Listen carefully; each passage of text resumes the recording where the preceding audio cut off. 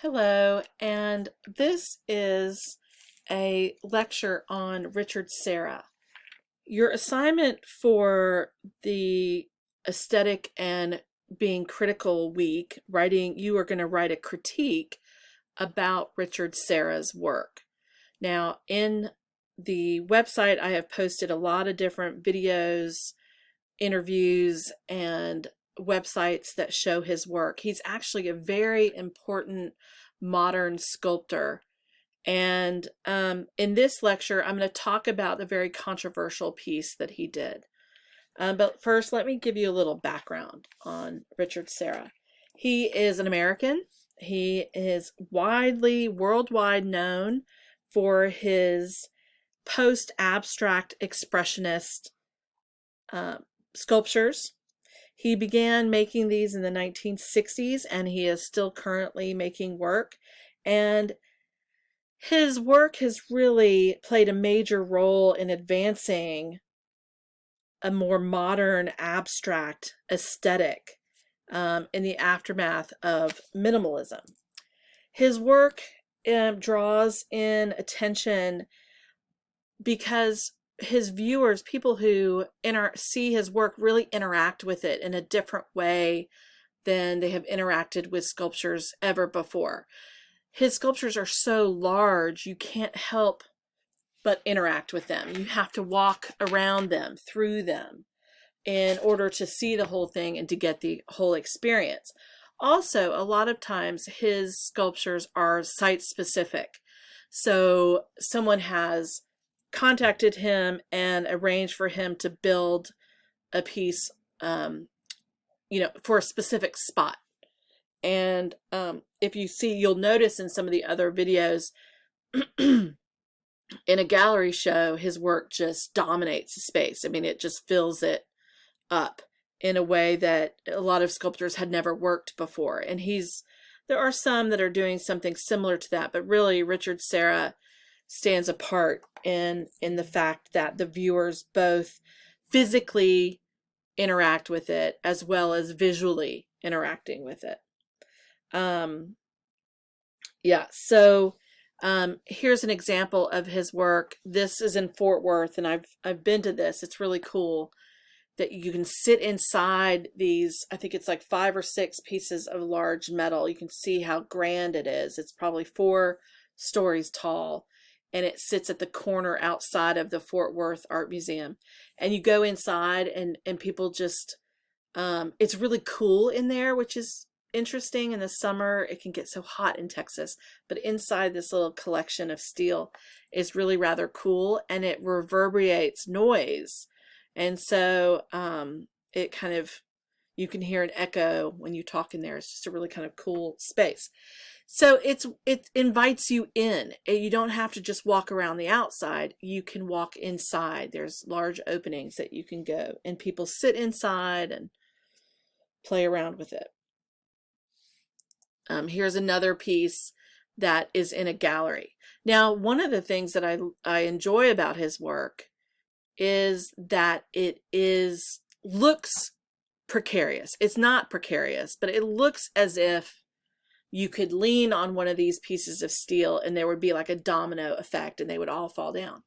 But the way that Serra works the material, he wants you to feel that tension.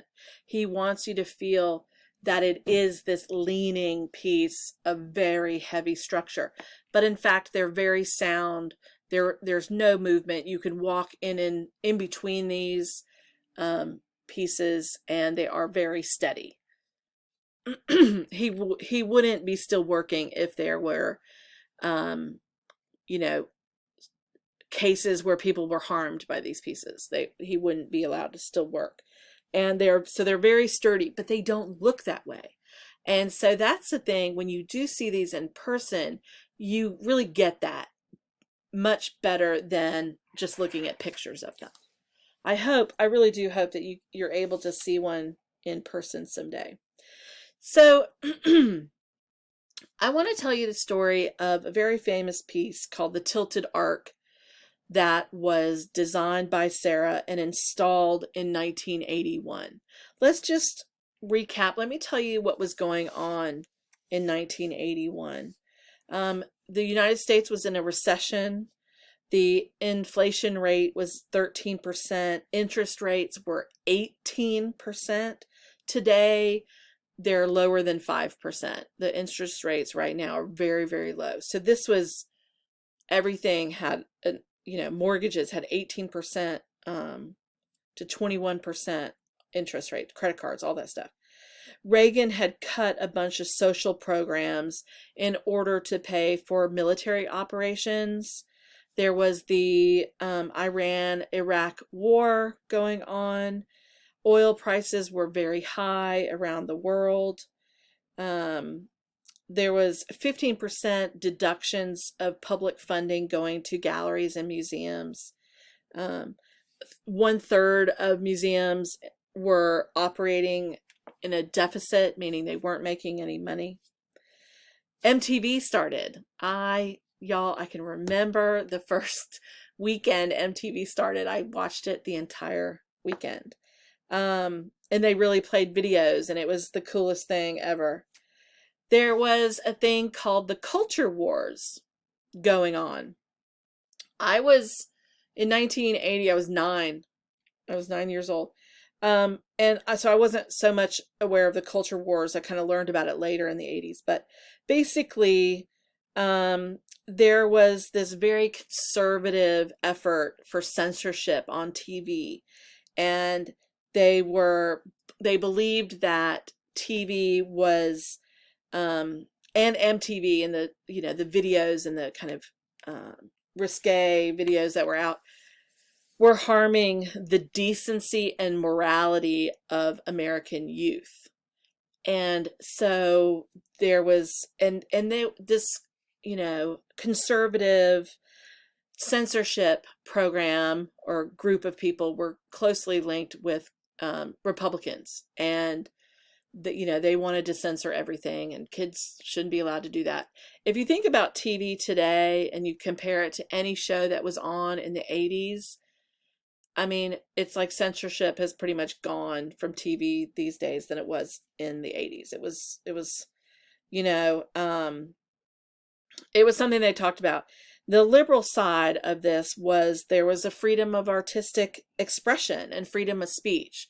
So if Madonna wanted to dance around, in her underwear and sing, that was her creative freedom to do that, right? And they were saying, no, put on clothes, Madonna.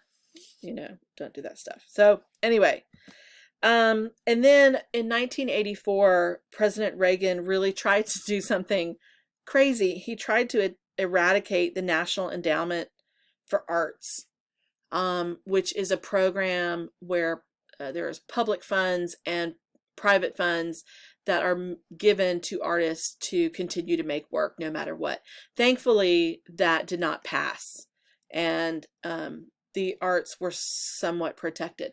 I will tell you, I mean, one of the reasons I do side more liberal than conservative in my political view is that conservatives tend to want to cut music, art, theater programs from education first. They don't think it's necessary. But I don't agree with that. And I would go to the fact that every culture from the beginning of time has had music, has had art, has danced and performed and celebrated things. So I disagree with the conservative view on that.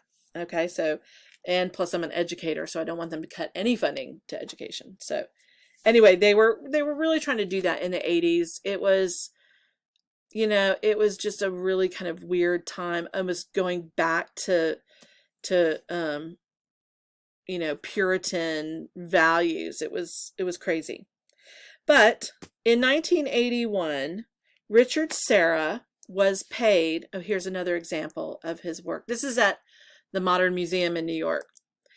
So here's Richard Serra's Ark. In 1981, he was paid $175,000 to create and erect this sculpture. It's a subtle ark, and it's placed, you can see on the aerial view, it's in this kind of courtyard, and it's surrounded by buildings. And interestingly enough, these are government buildings. So there's a federal building and a state building, as well as regular, shops and apartments and all of that stuff. And the General Service Administration, which was basically a group of people that were in charge of putting up public art in New York City. And they wanted a sculpture here. They wanted something modern. It has a pool that should have had a fountain. The fountain hasn't worked in years, and I'm not sure if it still does, but they wanted something there. So they commissioned a piece. They went through the government steps to get approval. They had the money. They picked the artist. He submitted his design. It was approved. Then it was installed. Okay. And here it is. It is 120 feet long and it's 12 feet high. There is 73 tons of curved, unfinished steel in this piece. And it goes across basically the middle of a plaza. Now, I do want to tell you, you can tell by this photograph, there's a building here. So, whoops, sorry about that. Hitting my mouse. There's a building on this side. There's another building you can see like goes right here. Okay. There are shops, but it's a corner. It's a street corner. Okay. So there's a street that goes this way and a street that goes that way. People are coming into this building, out, across the street, whatever. And within the first weeks of this being up, people started grumbling about this sculpture. Now, once you watch a lot of the Richard Serra videos, you're going to understand what I was talking about earlier, how he wants you to interact with the piece, right? As well as view it. So the fact that he might be cutting off your exact, walk to sit at this fountain, he understood that. And when it was approved, people understood that. They understood how tall it was going to be, where it was going to be. But people complained about maybe having to walk around this to get to it. Or they couldn't just walk diagonally across. They'd have to walk around it. Maybe even come all the way around it. Or even if they're coming off the street, they might have to walk around it. So we're talking, maybe 40 extra steps to walk. People started complaining. So, but let me talk about what Richard Serra wanted. He wanted the sculpture that the body could trust, but that it would also provoke consciousness of the streets around us. So he was kind of blocking off sight. He's forcing you to walk around it. He's giving you, it's a fence, if you will. It's a block, if you will, that you can't walk through or over, right? Because it's 12 feet tall. But it also has this kind of subtle gesture, this subtle curve that, provides kind of a sweeping motion.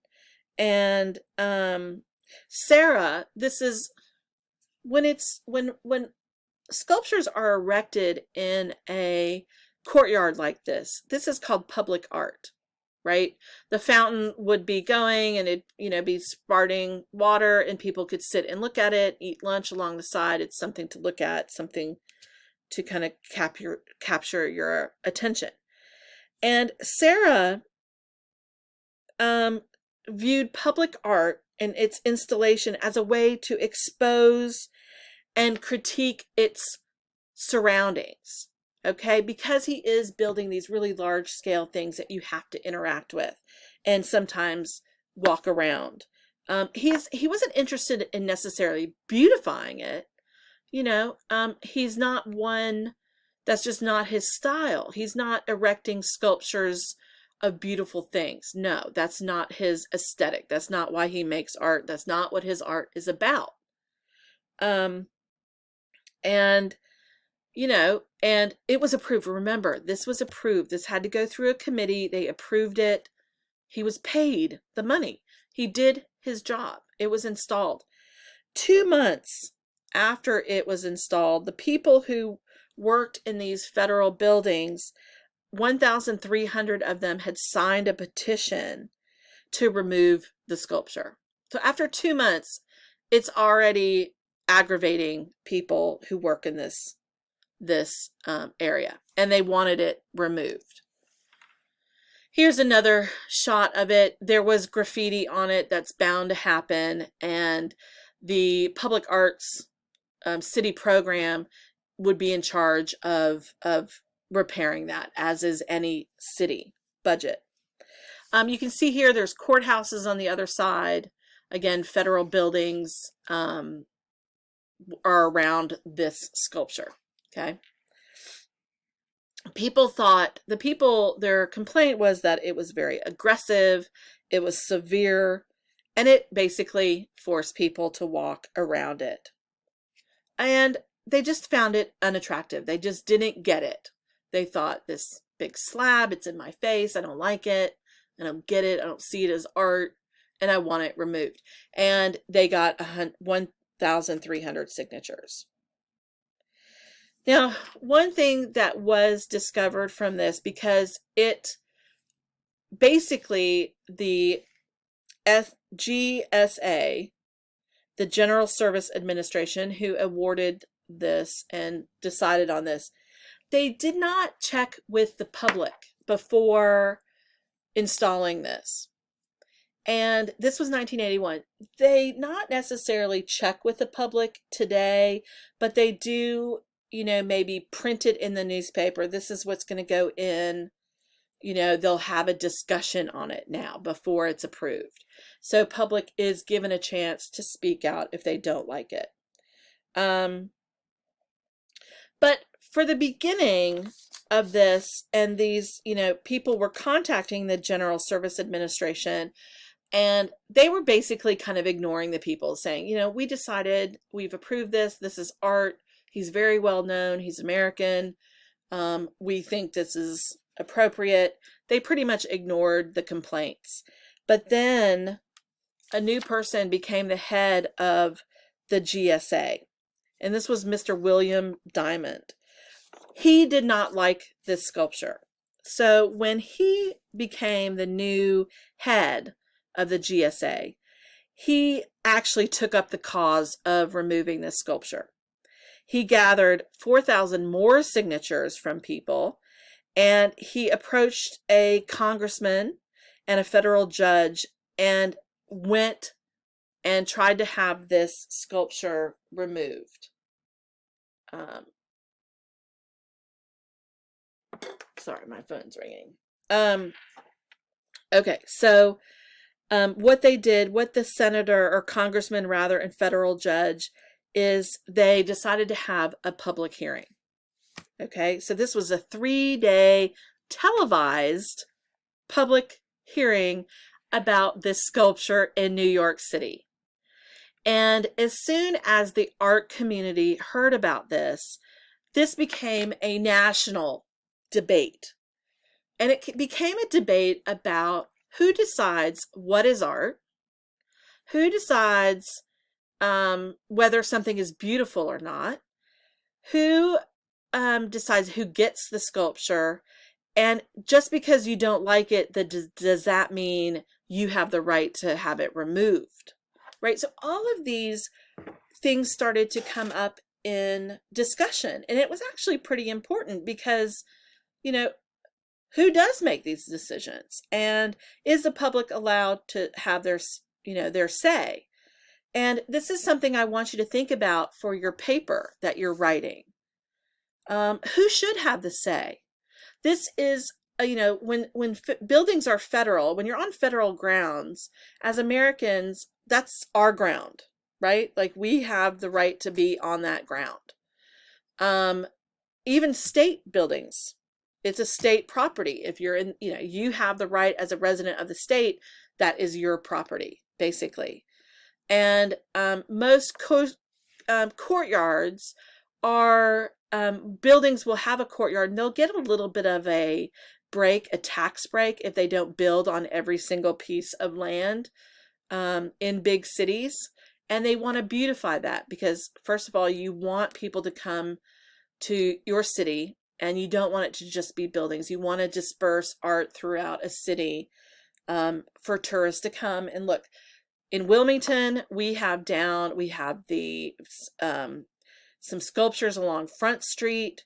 We have down on Water Street, we have that Venus flytrap sculpture and some other pieces around town. We also have some historical monuments that have been covered because they are Confederate monuments, and we can have a whole nother discussion about that, but I'm talking about the art sculptures like the Venus flytrap, that metal dog sculpture on Front Street in that little courtyard. There's another one back there. But most cities, and certainly Raleigh and Charlotte, you see more art around town.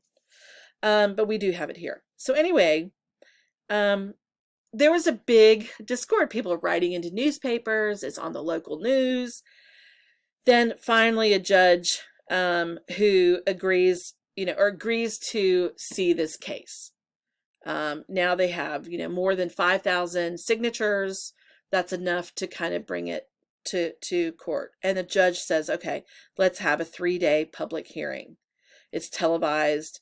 And during this time, Richard Serra was really vilified as an offensive artist.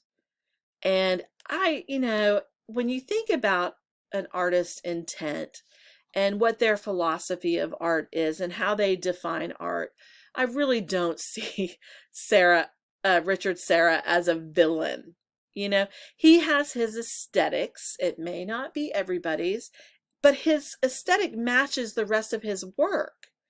This is rather simple compared to some of other pieces of his work. It's only one piece. It's not several of them, but it does take up a large space.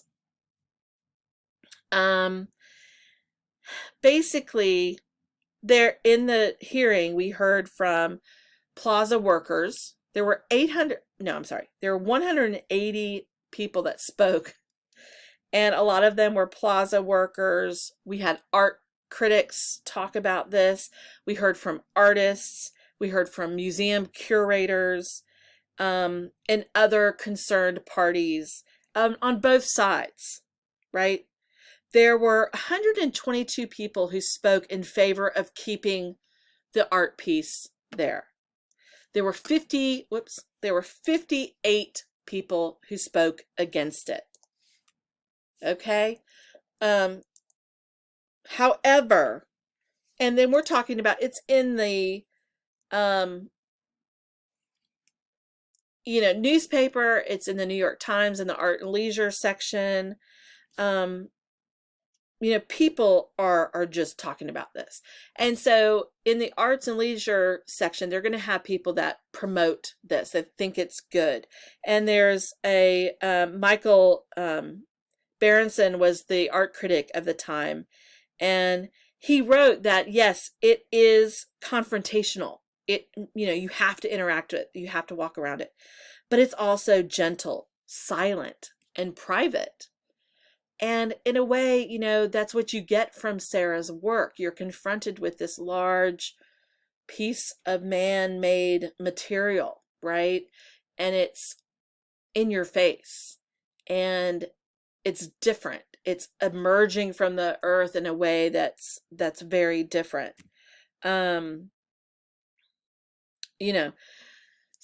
there were some, during this time, they're saying, well, why don't we move it to another location where it's more appropriate? That's what some people who were against it.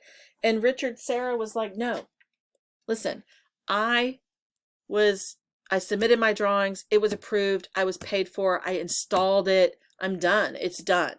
This piece was made for this place specifically. I can't move this. It won't just fit into another place. And possibly you can decide for yourself if he was being stubborn in that. Um, but he believed it was site specific for the federal plaza. So, and supporters of this sculpture believed that removal would constitute an act of censorship. Okay, remember, this is what's going on in the 80s. Conservatives are trying to censor everything people are doing. And is it okay to censor an artist? I mean, this isn't vulgar. There's nothing explicit. It's a piece of metal. And so really, does it need to be censored? I mean, you can't walk 20 more feet around in a different direction to get to your building. Really? I mean, what's really the problem here? People just thought it was ugly. People thought wasn't art. So in your paper, that's something you can, it could be a whole paragraph that you discuss, like censorship. Is it art? And decide all these things for you. But so they were kind of throwing that back on the conservatives, saying, well, if you remove this, now you're censoring art. And where is that going to end? I mean, there's, like I said, it's a slab of steel. If they're going to censor this, what else are they going to censor? Are they going to censor, nude sculptures from the Greek era? How far is this going to go? Because it's a slippery slope. Censorship is a very slippery slope. And you can, think about what's going on in our modern day, in censorship. It's very, very tricky. Basically, to put it very simply, the law is freedom of speech unless you're inciting violence. So unless you're preaching that we should all go out and kill somebody, you are not protected by freedom of speech if you're trying to get someone to do harm to somebody else or to create do any kind of action that's illegal. Okay, so you can say whatever you want at the top of your lungs, and as long as you're not intending to cause harm or break the law, then you can say anything. But as soon as you start to say, you need to break the law in order to do that, then your rights to freedom of speech are taken away. That's a very simplistic view on that. So meanwhile, this is going on. We're into 1985 by the time they're doing that public hearing. Okay. Again, there's people saying they don't like it, it's ugly, and then the supporters are saying this is art, you can't censor it. It's historically important, they're saying. He's a man of the time. This challenges the society that produces the metal, right? And it would be a short-sighted act to remove this. Meanwhile, Richard Serra's career is flourishing. Despite the controversy, he's having shows all over the world. And he's quoted as saying, I don't think art is I don't think the function of art is to just be pleasing. The art can be so many other things. It can really change a lot of perspective and all of this stuff. And also, art is not democratic. It's not for all people, but anyway, he's still making art. His career is not harmed by this. If anything, the mantra of any publicity is good publicity helps his career. However, in a decision 4-1, they decide to remove the sculpture. And it costs $50,000 to remove the sculpture. And the GSA is paying for its storage. Richard Serra has never set this up, and I don't believe he ever will reset this up unless it goes back into the federal plaza. There was an appeal to this decision in 1988. However, they decided that Serra was not constitutionally entitled to a hearing before it was removed.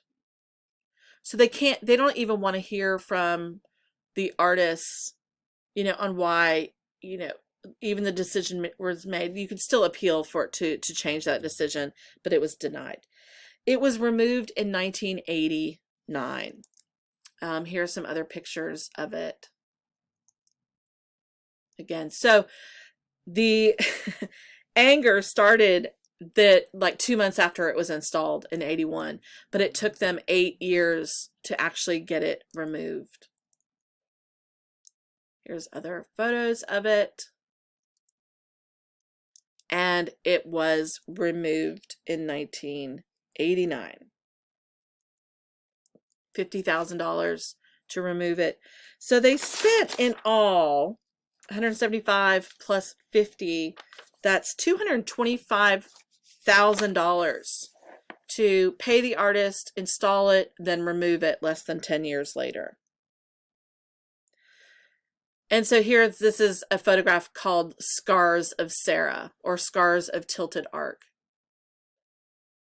So your paper is to critique Serra's work, but specifically mention the tilted arc. What do you think about this? What are your ideas about public art? Do you think it should have been removed? Do you agree with the people that wanted to remove it, or do you agree with the artists who supported it? Make a decision. Do not be wishy-washy. It doesn't matter to me which way you choose. Be honest. If you thought it was ugly, if you don't like his work, talk about it. Defend your stance. If you did like the work and you don't think it should be removed, or what if you don't like the work but you didn't think it should be removed? But anyway, you have to be specific. Did the removal of this infringe on Richard Serra's First Amendment rights of freedom of speech, freedom, essentially of making art? And what about the aesthetic aspect of public art? Who decides? I mean, aesthetics is about beauty. Who decides what is beautiful? Right? Richard Serra followed the instructions. They knew what he was going to do. It was approved. Why is he the one who is vilified? Why wasn't it the people who made the decision? Okay. Should public art just be practical? Does it have to be pretty? What is pretty? All of those questions, right? And I will say the one thing that this, event did change is that they do now try to get a little bit of input from the public. However, this is written up in the newspapers. Okay, you have to kind of go looking for it. There'll be a public hearing. You have to attend that public hearing, have your voice heard, and then the decision is still going to be made by a committee of people. Hopefully that committee of people does have artists in it, not just government people who don't know anything about art, so that it can be a piece that is not afraid to push boundaries. Why does art always have to be safe? This was controversial, but isn't that okay? Or maybe you disagree. I don't know. You have to, it's very hard for me to talk about this because I didn't see a problem with it. I thought Richard Serra is American. He's going to go down in history as one of the greatest, postmodern abstract expressionist sculptors. He's important. Yeah, it's controversial, but would that maybe draw more people to come and see it? But the public, the workers around this place had their opinions heard and were acted upon. Now, this is what the courtyard looks like. There's a bunch of benches for people to sit. There's no public art. I still don't know if the fountain works. I really don't care about the fountain. But this is what fills up the space. All right, so your paper on this is due incorporate all of Serra's work, but then also you have to talk about this. Your paper is probably going to be a couple pages long, if not longer than that. Okay? I want your opinions voiced clearly, specifically, and again, they should be your own opinions. All right, good luck, you guys. Thank you.